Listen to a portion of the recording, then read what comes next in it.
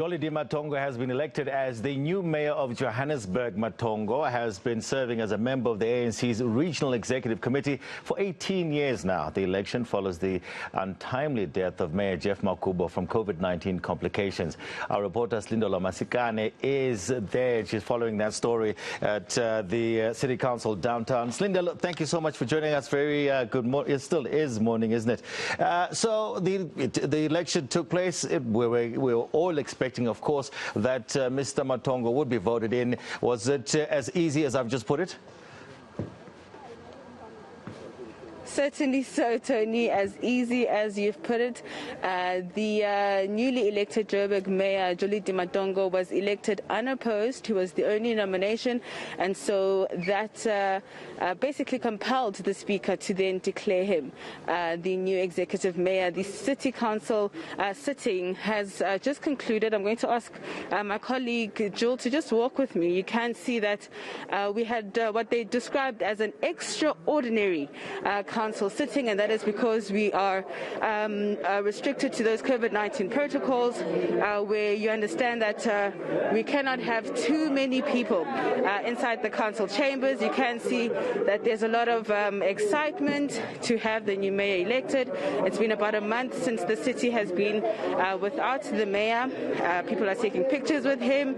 We know that he's got extensive political background in the city. He's been serving for about 18 years.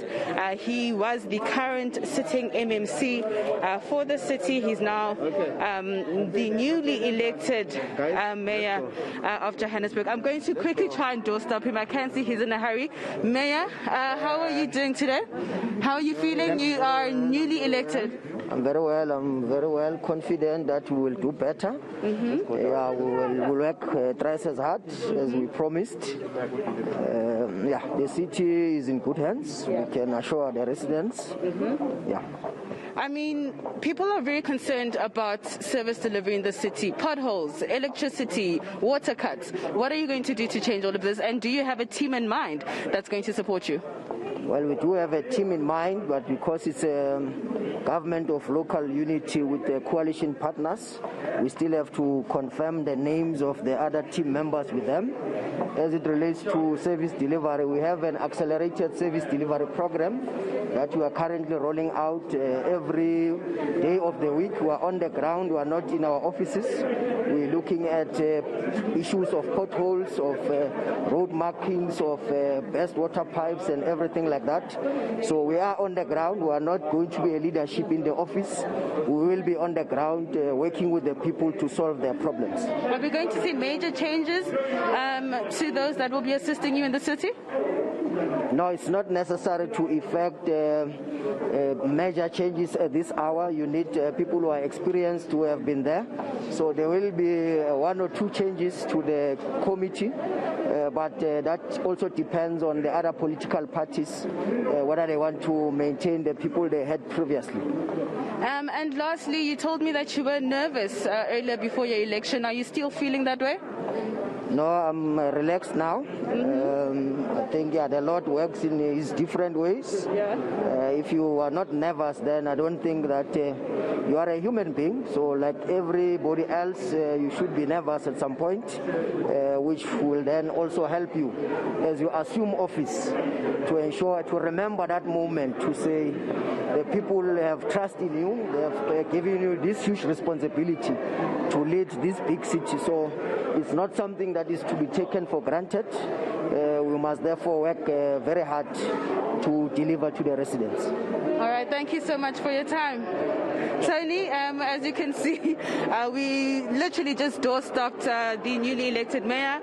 He's on his way now, as you can see, to another room, surely to be briefed. We understand that a number of meetings are now going to have to take place, and the next task at hand for the newly elected mayor is to get those people in his council to to get the work done, to elect a new committee of sorts. MMCs, he was saying he's not going to make a lot of changes, but we will be expecting, of course, his position of MMC of Finance to be replaced as well. Silindelo, when we were just listening to the new mayor make his quick acceptance speech there, he mentioned that he will try his best, level best, to put aside, to work with political parties, urging political parties to put aside their differences and work together for the sake of the city of Johannesburg. You think you'll be able to do that?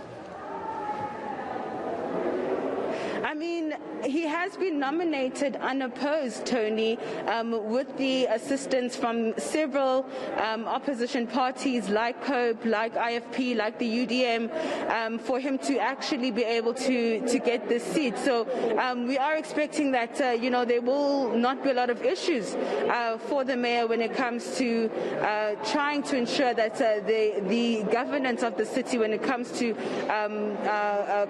the coalition governance, will certainly be successful. But of course, only time will tell, Tony, and we are expecting local government elections to take place, if not within the next couple of weeks, hopefully by next year. So all eyes will really be on Jolidee Matongo to see what he can do within the next couple of weeks towards the local government elections to improve the city's state, and whether he'll be able to once again retain his seat after the local government elections.